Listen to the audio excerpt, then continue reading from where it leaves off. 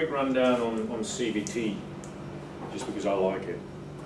I've actually grabbed my book, and it's not because I don't know my stuff. I just want to make sure I cover everything. So what is CBT? Cognitive Behaviour Therapy. Say that again. Cognitive Behaviour Cognitive. Cognitive Behaviour Therapy, which means, in layman's language, what does that mean, Mary? It's thoughts and feelings of a person. Yeah, okay. Describe it a bit to me. What does it do, CBT? The way that people think. Yeah. Makes them feel the way they do. Yeah, okay. And it affects their behaviour, yes, well. Yeah, so thoughts influence feelings. Yeah, behaviour. Yeah, and that ultimately influences your behaviour. Yeah. So, whoops. So what does CBT try and do as a therapy? Identify those thoughts. To then change the automatic thoughts. Yep. Think of something different to change the feelings and behaviour. Yeah, that's that. Yeah, in a nutshell, that's it. Yeah. Yeah. So you change the way you feel by changing the way you think, which will ultimately change the way you behave. You know, it's that's it. It's a general, simple way of looking at stuff. Now, it's not necessarily simple because we often say to people, just change the way you think. You know, just think less or think slightly different, and then you'll be right. And it's like, oh yeah, that sounds like a real good idea, but it's not always that easy. Although it really is. So what can affect our thinking? Your moods. Yeah, moods. Yeah, moods definitely affect your thinking. Yeah. Emotions. Yeah, moods, emotions. Yeah, sort of similar, but not the same. What else affects our thinking? Our environment. Yeah.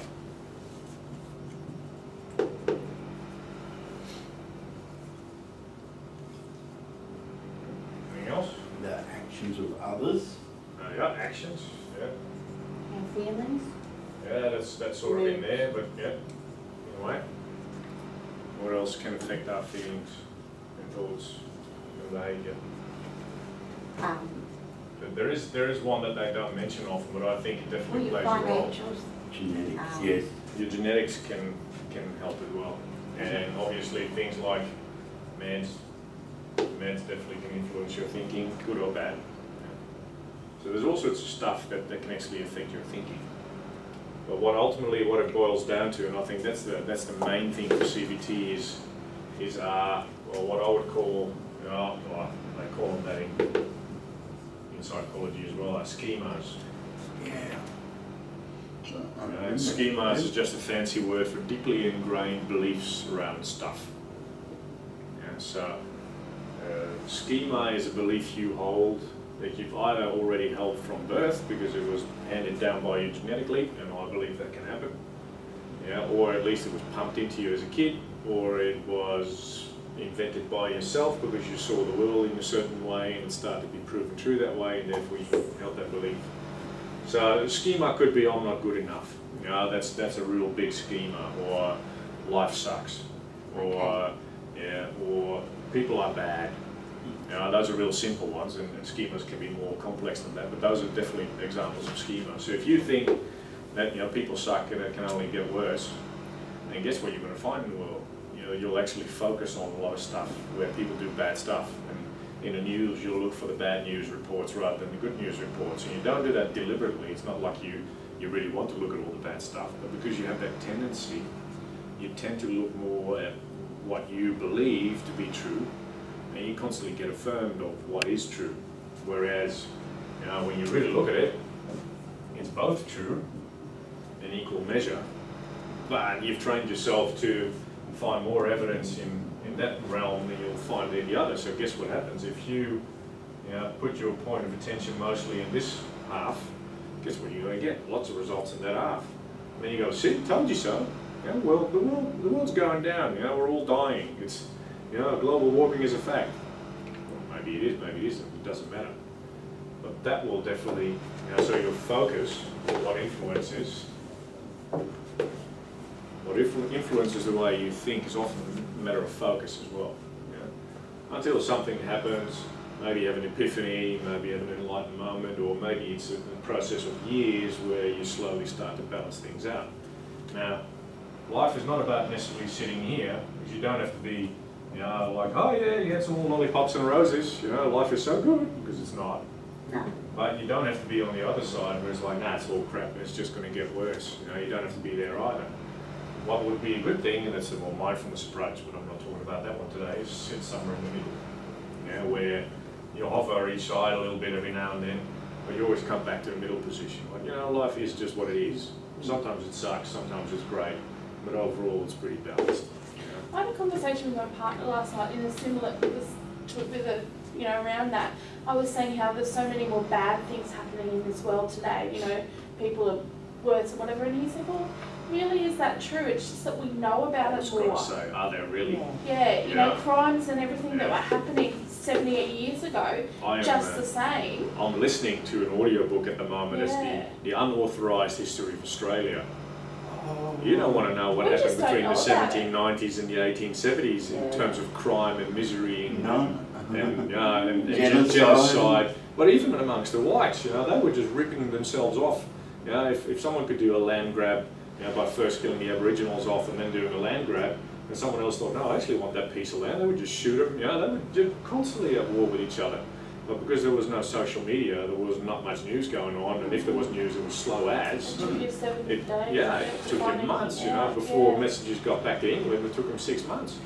You know, it's not necessarily that there's more bad stuff happening, it's just more readily available And for you to see.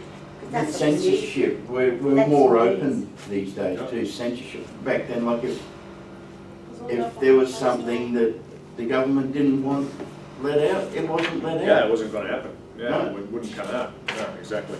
Things were done behind closed doors where people are blatantly out there with it Yep. these days. So, but that's again, it's a matter of focus. You know, it's like, well, genetically, and that's another topic altogether. We have what they call a negativity bias. You know, and it's just a survival instinct where human beings are generally sort of geared towards looking off centre on the negative a little bit, and you go like, oh, that's sad. Well, no, not really. It sort of stops you from running under cars, and actually stops you from being eaten by polar bears and all that sort of stuff. Because we are on the lookout for things that could hurt us.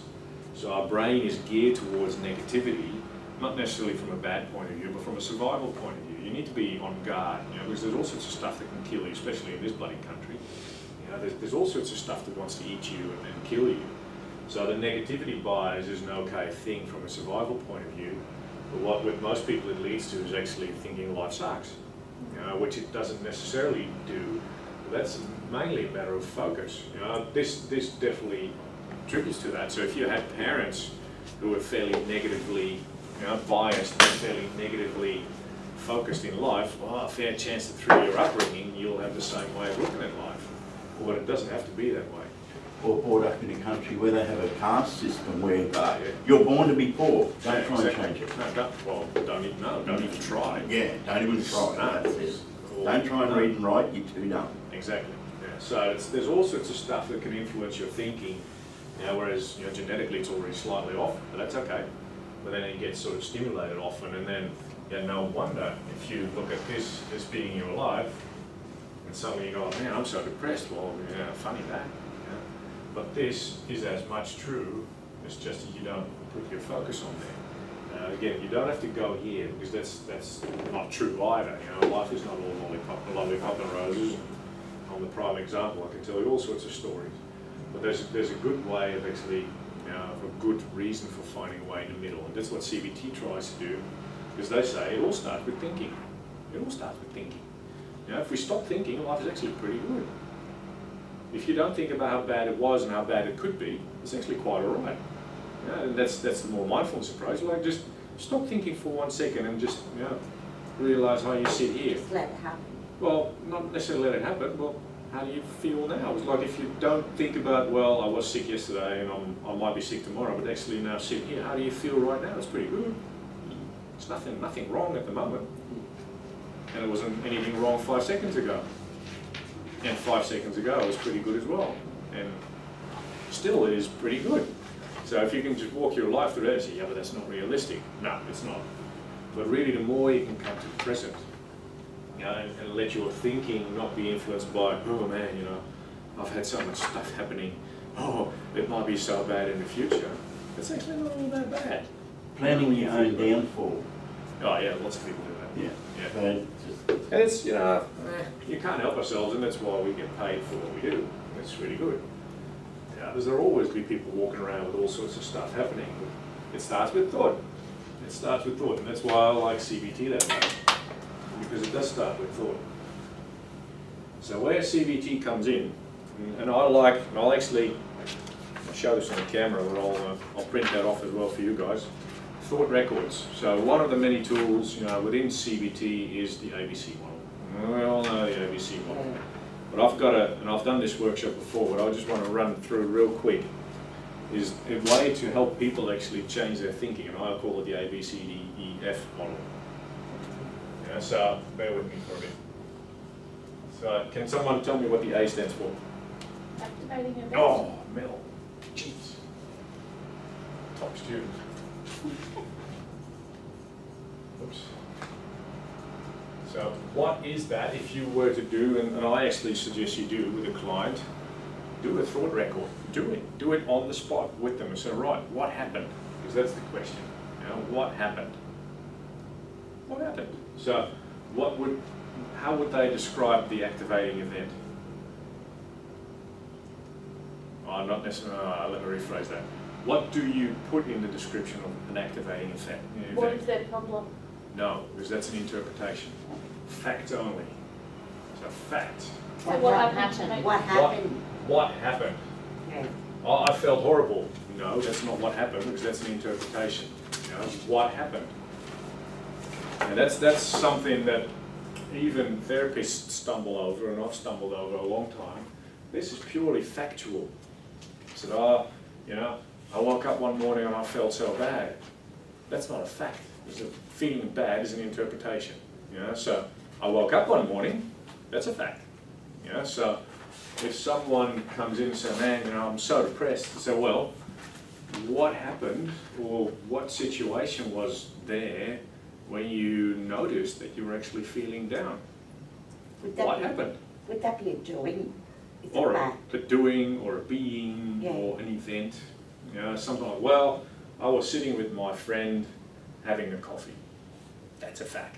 You know, that's something, I always say, can you record that with a camera? Can a cameraman come and record that? You know, can they record that you were feeling bad? No, you can't record that, because, well, you might be able to see, but generally you can't record that. But someone sitting having a coffee, you can definitely record that.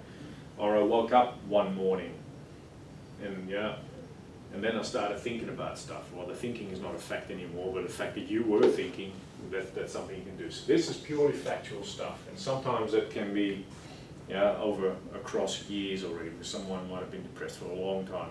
So, well, what happened that actually made you ring me? Or what happened that actually now prompted you to take some action? So they might come in and say, look, I've been depressed for the last 10 years. And okay, so we're all going to apply CBT to that. So, what made you ring me? You know, I woke up one morning and I said to myself, I've had enough. Excellent. So now we've got a fact. You know, I woke up and thought to myself, I have had enough. That's definitely factual. You know, even a thought you can't see, but you could record that. That's something you can see. So now we've got A covered.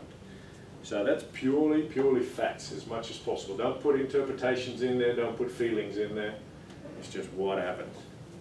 Now we get to B. Well, no, actually, let's get to C first. So what's C? Consequences. Meaning? What It is happened as a consequences. result of your behaviour? Yeah, which in CBT means how do you feel? So Emotion. you have the activating event, and generally people are aware of how they felt. Yeah, I woke up one morning, I realised I've had enough, and I felt absolutely horrible. That's what made me ring you. So okay, cool. Now what a lot of people don't realise, and that's where the ABC model comes in, that these two are linked together by B. And B being? And that Thoughts. behaviour. The thought. Beliefs. The Beliefs, beliefs. but beliefs are thoughts. Oh, okay. Yeah. Beliefs are thoughts. Automatic thought. Yeah, mostly automatic thoughts. You know, stuff that just comes in, I'm never good enough at this, you know, I always fail, it never seems to work, you know, why am I always going through this stuff, why me, why not someone else, why is the world not more easy on me, you know, what's going on, I can't ever seem to get it right, all that sort of stuff, you know, all those things that run around your head that make you feel pretty crappy based on something that just happened. That's generally what happens. Now this, often as a therapist we take too literally as in, well, what is your belief around that? It's like, well, I believe that. No, but it could be pretty much any thought that comes up in your head. So even, excuse my English, shit is a thought. You know, so even if you come across something you feel horrible, you think, crap, always me, that's a thought. And that could be a belief. You know, because it relates back to the schema, I'm not good enough, or something like that. So this, you know, when I do this with clients, I make them come up with all sorts of things, like if you can remember what was going through your head. If you can't remember, what might have been going through your head if you would be faced with this again. You know, just do a brainstorm exercise on stuff that comes out of their mouth. And it could be anything. But like, you know, life just absolutely sucks. No, that's a belief statement. You know, or, man, I wish that could happen to my neighbour instead of me. You know, or why can't I get the right stuff? Why does money always seem to evade me? You know, why is it I always have to work hard and all these bludgers will, you know, get money from left, right and centre? All this stuff, it could be all sorts of random thinking, which your brain doesn't work in a random way. There's all sorts of, you know, connections happening. But I just pretty much let them vomit. You know, vomit all over the table while we do this. All this stuff comes out, and it could be random words, it could be random sentences, it could be actual belief statements. Well, I believe that I was just born to live the hard life. Okay, well that's a strong statement. That's probably part of one of your schemas. But this could lead to curse words, it could lead to random statement, it could lead to self-pity stuff. It's like, why me? That's a strong one, you know, why not someone else? It's always me. This always happens to me, it never happens to anyone else. All these always and never statements. They're all part of belief systems. So once you've got that, and that could already take half an hour, 3/4 an hour, sometimes it takes one session, you know. So right, and then you go as a therapist, like, well, no wonder that made you feel that way. If you think that way about it, well, that makes complete sense. Well, I would feel absolutely that way if that's what I was thinking about that. You know, you can validate it. Like, that makes complete sense. Now, that's where, what I do as well as a step on top, you say, well, on a scale from 1 to 100, you know, how strongly do you feel this? You know, so, how horrible do you actually feel? Oh, well, that's a 90%. So, oh, that's strong. You know, or it might be a 40% or whatever. Just to rub it in, a bit of scaling. Scaling is always good, you know, because what's going to happen down the track that they'll feel less that. So after the whole process, if they suddenly feel 60, so right. So the last half an hour talking meant we've been able to bring that down 30%. How cool is that? And now you actually sell your own stuff. But that's down the track. And what I always make them do as well is pick a top 3. You know, so out of, and I call that hot thoughts. You know, hot thoughts. So out of all this stuff that we've written down that you think, you know, is happening that makes you feel that way about that, which 3 are the strongest contributors to that? You know, and I'll make them pick. So it was that one, and that one. So okay, in which order? Well, that was 1, that was 2, that's 3. Okay, cool. So those 3 made you feel 90% bad based on that event. Is that correct? I said, yeah. So awesome. Now we got a nice thing going. Then you go again. Right, yeah, that makes sense. Yeah, if that was my thinking, and that would happen, I would definitely feel horrible too. You know, so you sort of validate them in that, because it's true. It's true in their life anyway. You know, so you can't deny them that. Now the next step would be, obviously, ABC. Now we're going to the D. What's D? Decatastrophizing. Oh, yeah, that could be a good one. It's not the one I'm looking for, but I'll actually give that full marks, to be honest. Deconstructing. Really? That's more narrative therapy? I can't say that deconstructing. I cannot say that word. No, you can't. No, you're just proving that. I can't. Okay, so ABC. ABC. Oh, come on. What's brain work? Open up. Dispute. or disputate. Dispute. So now, or you can actually do it two ways. You know, dispute could be, so now we're going to find evidence. So that D could actually stand for evidence, which is not a D, but that doesn't matter. So we're going to look at what sort of facts you actually got that prove you right, and we'll have to look at facts that prove you wrong. Yeah, so the question would be, like, well, what things have happened in your life that actually prove this right to you? So if you feel horrible about something that happened, and you have that set of beliefs around it, what has happened in your life that actually made you feel that way? What? Oh yeah, I've had that twice before. You know, it actually was something that ran in my family. I saw a couple of friends go through that. My counsellor actually said that that's an 80% recurrence rate. So, you know, I mean, if my counsellor says that, I must be feeling that way. So all this stuff that actually proves them right. You say, oh, that's fair enough. You know, come up with as much evidence for them to feel, you know, validated in their thinking. You say, well, what evidence do you have to the contrary? You know, where have you proven to be the exception, question, and solution focused in a way? You know, where has this proven to be not true? You know, so if someone, for instance, comes in with a health problem and their belief system is, oh man, I'm always sick. Like, this always seems to bug me for some reason. And you know, the fact is, ABC model activating event, I woke up this morning and I had this massive pain in my gut. So, okay, and now I feel quite hopeless because, you know, my father died from, well, I don't know, whatever, and my mum had all sorts of pancreatitis complaints. So, right, okay, so there's a whole set of beliefs that actually make you think when you're confronted with a stomach problem, then you're now running into the hereditary problems all your family had. So no wonder you feel crap. So what proof have you got that actually proves you're right? Well, mum, dad, you know, it runs in the family, I've had this before, all this stuff. You say, well, what evidence do you actually have that this might not be true? You know, they say, well, have you had this problem before and it actually just went away after a couple of days? Well, yeah. Okay, so you know, I had it before, but it left after a couple of days rest.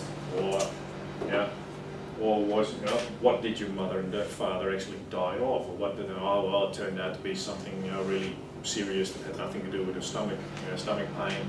Right, so they actually didn't die of the same pain that you've had. Well, no, not really. It was something different. Well, right, okay. And so have you gone and seen the doctor already? He said, oh yeah, he said it's probably nothing serious, but just take a couple of days rest. So, okay, so he didn't say you were going to die, did he? No. He said it was quite all right. So, and it's not to prove them wrong, but what you're trying to do is balance their thinking out. So if they're leaning one way, you're trying to help them lean another way as well, so that ultimately you end up a bit balanced. So that's a good one to say, you know, for, especially with fear of flying. You know, people say, oh man, I'm not ever going to go on a plane because all these planes crash. So really, so, you know, have you ever heard of aerodynamics and stuff that, you know, planes actually are, you know, what's the statistics of actually planes coming down relative to car crashes? Well, planes are actually way safer, you know, and all that sort of stuff. So you can help them, don't do it for them, don't tell them stuff, because then it's not their truth. But if they come up with reasons for believing something different, then now they start challenging their own thinking, you know, they start to come up right a bit. So once you do that correctly, and we're going to do a whole workshop on disputing stuff, because it's good fun. That actually leads to E, which means? Emotions. No! Now, ultimately, if the activating event based on beliefs leads to a consequence of feeling a certain way that you've now disputed, then ultimately what's going to happen then? It's more Evidence. More effective thinking. Effect. So more effective thinking, and that leads to then them coming up with statements based on your disputation of what they believe that actually could work for them. And that's what you'll find in your CBT book as well. You can call it cognitive destructuring, you can call it decatastrophizing, you can call it the ABC model, but it leads to them either verbalizing or finding an idea that's a better version of what they initially thought, if that makes sense. So if their initial thought was, I'm always sick, and it just seems to happen to me all the time, then what could be a more effective way of looking at that based on the evidence that you've found?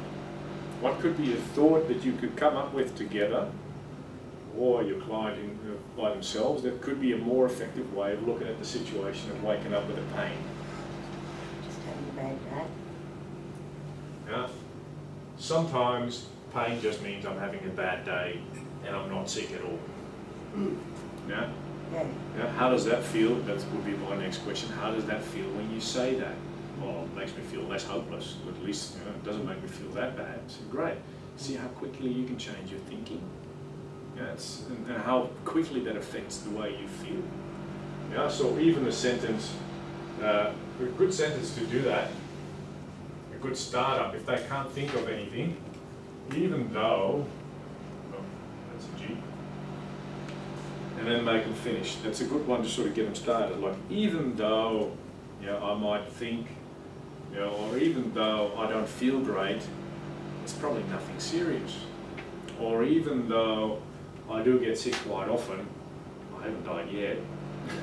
Or even though, I sometimes get ill, I'm actually healthy quite often as well. So something that balances out their thinking, but it's a thought that they haven't thought yet, because their automatic thoughts keep going around in the same circle that leads to something else. So you actually have to brainstorm with them what they could think. And that's often is a complete novel idea. Think something new. Like, really? I think something new about that? That's really good. So if you can come up with a statement, for the people with fear of flying, for instance, like, well, even though I might be afraid of flying, oh no, that's not a good one. Let me think of that. What could be a good one for flying? Well, even though I don't like it, it's not going to kill me. Or even though I don't like it, it's still a very safe form of transport. Or even though I might feel nervous, I'm not going to die. I'm not going to crash. Chances are that I'll survive. Those sorts of feelings, or those sorts of statements that you'll have to make, and they'll become sort of mantras of sorts. I call them mantras. Not really, but I call them mantras. Because what you want to do with those is actually make that a statement you repeat to yourself often when you are confronted with a very similar situation. Because if you don't, you go back in default mode. And you go back to your default thing, you're like, oh my God, I'm going to die. No, and if you then decide to not do that, well, the good example I always use in public speaking, I'm talking about it this morning, John. When I was a teenager, I was absolutely terrified of public speaking.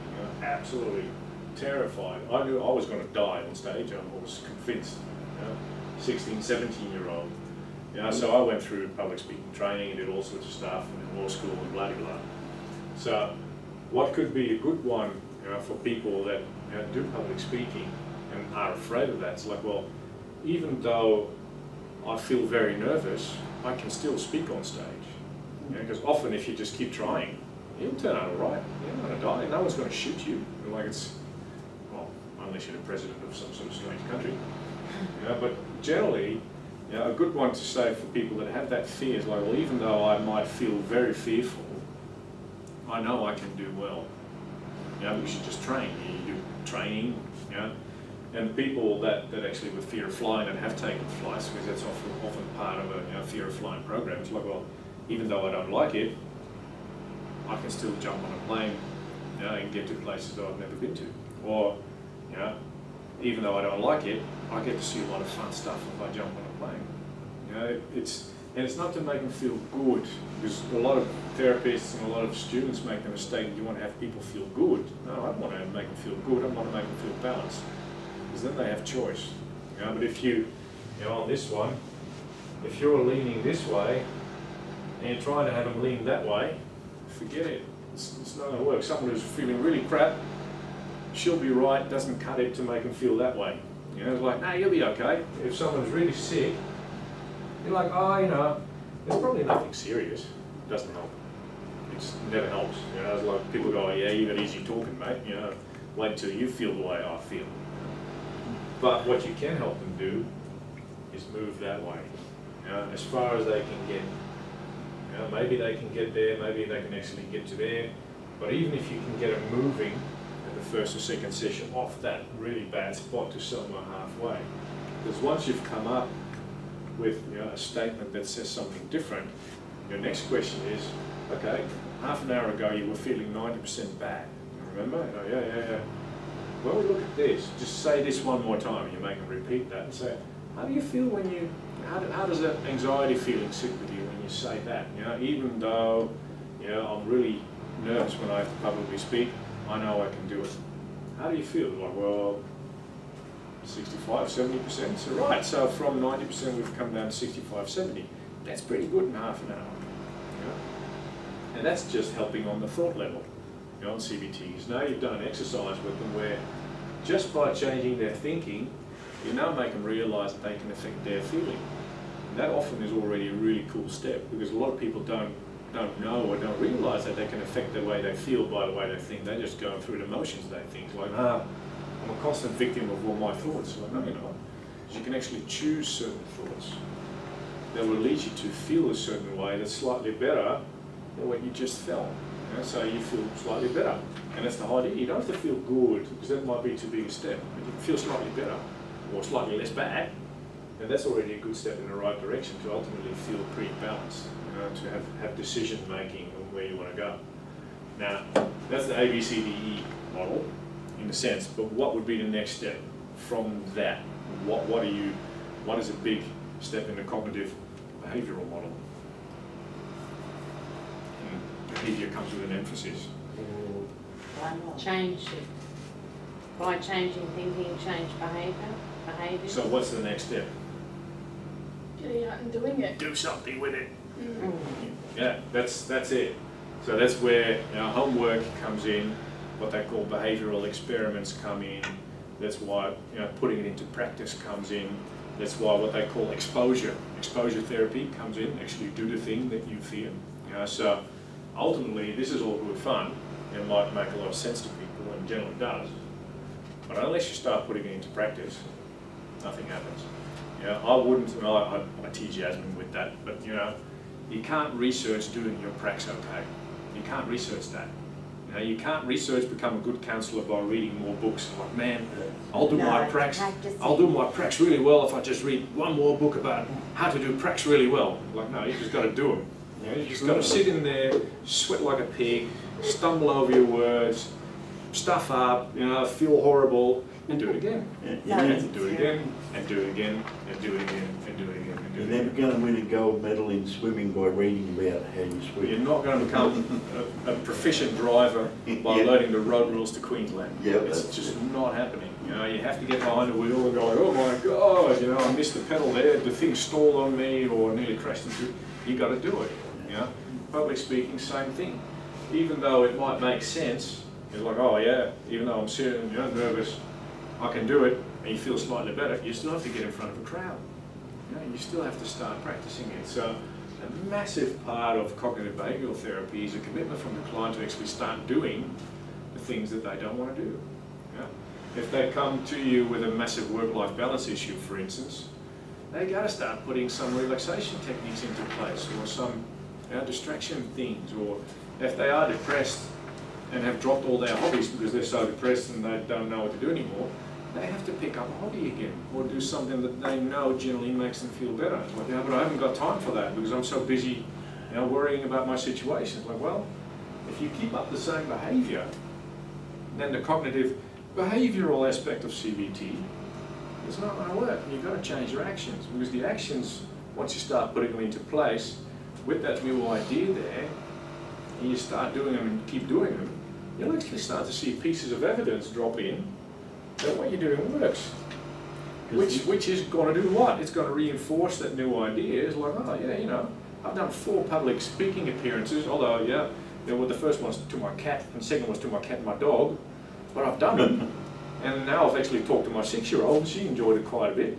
And then I talked to actually 2 people at the volunteering centre, and I was all right, I didn't die. I said, no, I'm ready for a crowd of 5, and then I'm ready for a crowd of 10, and I'm ready for a crowd of 20. And that starts to instill that belief, some more evidence that what you're doing works. And then slowly, because you're building a bigger evidence base up, your belief will start to change. The old belief that says, I can't speak publicly, I'll die, actually starts to change to, well, I don't like it, but I can do it. to, I actually don't mind it, and I can do it quite well, to, you know what, I actually really enjoy this, you know, and I'm still nervous, but that's okay. You know, to, I love this stuff, or maybe you won't get there, but maybe you'll get to the, hey, I don't really mind anymore, you know, whatever. And that's a good way to sit on any type of thing. I know people with, you know, fear of heights and fear of flying, for instance, if they get to the space like, look, I'm not comfortable high up on a tower, but I'm not terrified anymore. Like, how cool is that? You know, that's cool. But they can only do that by actually climbing up that tower or taking a lift up. That's right. That's the only way. My middle son would not climb up a ladder to get up on top of the roof to help me put a TV aerial up. Yeah, right. He wouldn't do it. Onto his own little shed that we built down the back. Yeah. Now he's supervisor of a high-rise building company that he... Man, you know what? Yeah, you got to do it. I'm a living example of the fact that you can't get over your public speaking fears. You know, you just have to do it. Yeah. But man, did I sweat the first 10 times? Yeah, of course, because I did a public speaking I course. remember when you first started here. And Oh, you no. But you were really nervous No, then. I wasn't. No, Yeah. sorry, Mary, I don't want to pat my own shoulder. No, I wasn't nervous. Yeah. No, because I've stood in law courts for 10 years straight. No, I wasn't nervous. I was excited. No, I'm not nervous. Nerves have left me, I think, about 20 years ago. I Well, think. on Monday I didn't even see the crowd in front of me. No. Didn't see them. No. They just faded away to nothing. Yeah. All I could see was the... Then the turmoil stopped after about 2 sentences. Well, and that's the thing that I started seeing when I did my public speaking training when I was a teenager, that, you know, I was convinced initially that my nerves would interfere with me being able to speak. I was convinced, you know, as soon as my blood pressure and my heart rate would go up, my throat would close up and I couldn't say anything anymore. And that was proven true a couple of times in primary school when we had to do shows and tells and all that sort of stuff, where you couldn't get anything out. So as a teenager, I thought, well, that's what happens if you freak out. So I didn't do any of that. I was going to shut up. You know, whereas when I started doing public speaking training, you know, as a teenager, I was about 16, and when I found out that there was actually people who physically couldn't get up from their chair to actually walk up front and tell their name, they just couldn't get up. They were frozen to their seat. They couldn't get up, and some of them could get up, and they collapsed about a metre from their chair. And I thought, geez, you know, for me that was already a piece of evidence to my challenge. Because like, well, I can walk up to the front. I can do that. I might have a problem getting my name out, but at least I can walk up there. So that started reinforcing that. And as we had to pretty much, I don't know how long I did that, I think half a year, and every week we had to do a little speech. You know, maybe just a minute one, maybe just tell something about what you've done that week or something, but just get up, talk. You know, get up and talk. Don't hold on to that lectern, just let go and just talk. And that was, for me, it was a massive brain twist when I started doing that. And I think that one, you know, my more effective way of thinking, and that's one that stuck with me for years up until I actually went into law courts and stuff and did that stuff. It was like, well, even though I might feel my body play up, so even though I might feel my heart rate, I can still talk. You know, my brain is still working. You know, there's nothing wrong with that. So I became comfortable with being really uncomfortable in front of people. It's like, well, I don't care if I'm sort of like this, as long as I can still talk. You know, it doesn't matter. I'll just hold on to something, or I'll just put my hands behind my back. You know, it doesn't matter. No one sees. And if you've got sloshy armpits, so what? You know, no one cares, because they have the same feeling of actually, you know, thinking that you're pretty brave for standing up there, because they wouldn't be able to do it. You know, so, and as that became more comfortable, actually being uncomfortable was okay. Guess what? You become less uncomfortable. Suddenly your heart rate starts to drop. You know, the fight-flight system starts to dissipate, and that's what happened probably with you as well. The first 2-3 minutes, man, your body goes like, get me out of here. You know, get me out of here. But once you get through that, it starts to calm down, and then after a couple of things, you're right. You don't worry anymore. You know, and that was, for me, was a major one. So I went from, nah, I'm going to die, to now actually going, oh, I really enjoy this, because it's a good medium for me to get a message out that I really like to share with people. So do I still get nervous? No, I don't get nervous. Does my body still play up every now and then? Yeah, I get hot. You know, I'll warm up, but it's also because you're busy. But I definitely notice there's a bit of heat in there. But voice-wise or hand-wise, no, there's no issue anymore. You know, but that's, well, I think I got over that when I was about 25, 26. It's like, nah, I was doing so many court cases, like, yeah, what the hell? You know, I could hide in my robe actually and just talk. But that idea of being able to change your thinking has to be accompanied by a change in behaviour. You know, someone who thinks that their drinking problem actually stems from being so depressed could well be true. You know, I'm not saying it's not, but you know, just changing their thinking without changing their drinking habits won't do it. Bless me. It just won't do it. It'll have to be accompanied by some changes in their behaviour, and that's when cognitive thinking behaviour therapy actually becomes really powerful. Because you know the proof of the pudding is generally in the eating, and with CBT that's definitely the case. So there's a couple of tricks and tips. You know, I've got a book about that thick with only cognitive behavioural therapy techniques in there, just purely CBT, only CBT techniques, like hundreds of them. But they all are variations to the same theme. You got to first work on their thinking, and then you got to work on their action stuff. I was just going to mention that before. I've got a book at home that's, if it was a paperback, it'd be at least 600 pages, oh, yeah. and it's titled. The title is A Brief Introduction Yeah. to Cognitive Behaviour Therapy. Brief introduction. Yeah, I know, right? So keep that in mind, though, hey, because I know that the book talks about cognitive restructuring, behavioural experiments, thought records, exposure, role plays, diary keeping, but it all revolves around the same thing. You're trying to help people change the way they think, which ultimately will change the way they feel, but it has to be accompanied by a change in action as well. Because if you don't do the three, it's really hard, and that's that triangle of change that I might have talked about before. It has to be changing in behaviour, which will lead to changing in thinking, which will lead to changing in feeling. It's just how it works. And some people are better at one of the elements than they are at others. Some people are really easy with changing their behaviour, the ones that actually stick to their New Year's resolution. Some people are really good at that. I just don't make them. Right.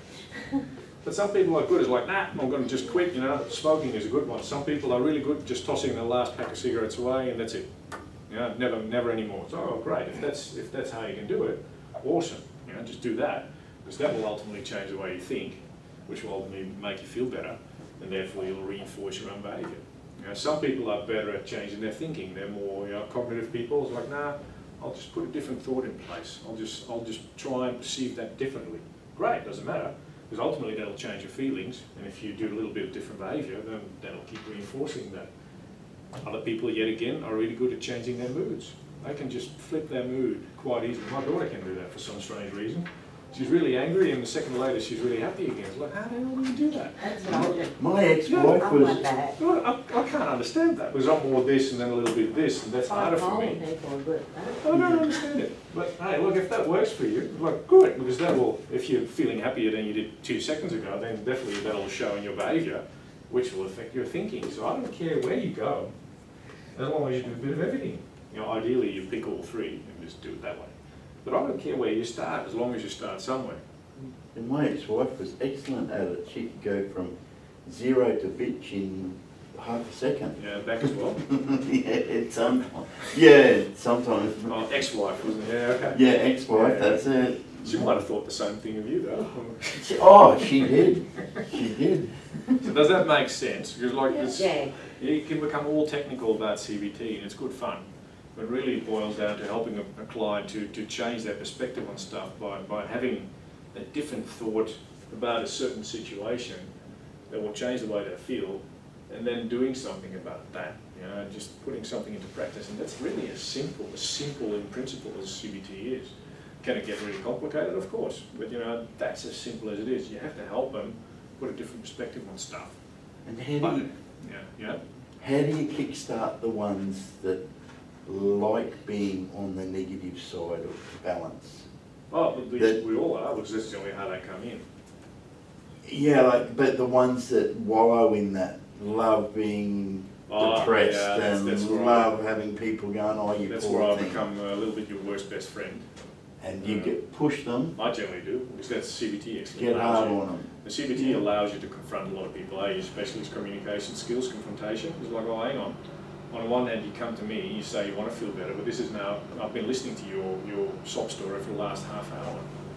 Isn't it time when we start doing something about it? So it's fine to give them a I think so. good push. Yeah, that's, yeah. I'll say that even on camera, I think so, because that's your job. It's your duty of care is to actually kick them under the butt. Because, that's, otherwise they're gonna just stay in that comfort zone. Generally they are, yeah, and they'll tell you, the 5th session in, they'll still tell you the same story. Yeah. Like, you know, and I do that with clients, like, hang on, you told me that story 2 sessions ago, I'm done hearing that one. They go, oh, that's funny. He's like, no, seriously, Yeah. I don't want to hear you talk about that Push it anymore. out. Oh yeah, but I thought you were my counsellor. I said, yeah, I am, and that's why I don't want to listen to it anymore. You know, it's like, I'm Do done. they get offensive, Mark? Oh yeah. Yeah. But then Don't again, come back then. Like, you want help or not? Yeah. well, if they came, that's a start. They've come here, so they. Yeah, well, that's the argument Yeah. I often So, use. you Like, know, look, what are you doing here? You chose, you know, I'll put it in with a respectful way, obviously, because I'm not a complete bastard. But I'll put it to you, it's like, you chose to do something about it by ringing me. Now, I applaud you for that, but now it's a matter of actually keeping up with that. So don't come up with more justifications for why I can't do something. Let's have a look at what we can actually do to change this. And doesn't that sound like a better idea than keep rehashing your story, which neurologically, and I'll do a bit of psychoeducation on that, just keeps reinforcing that old neural pattern. It's like, don't we want to walk away from that one? Oh yeah, but it's so hard to actually do that. It's like, well, maybe, but we can make a start. Yeah, well, okay then. And then you go back into the ABC or whatever you want to do. Make sense? Yep. Because that's all you're going to get today. I've got my other practical thing to run. Any questions, you come at my desk, but this is as simple as CBT can be with all its complications, but keep it simple. You know, it's really, the simpler you can keep it, the easier it is to do it. Very good. How many sessions before you could really start pushing someone like going like, come on, this is either Second one. second one, yeah. First one is Just what happened, Yep. how do you feel, blah, blah. Second one's like, right, Let's kind of do something let's about get it. into it, yeah, absolutely, yeah. Okay. that was very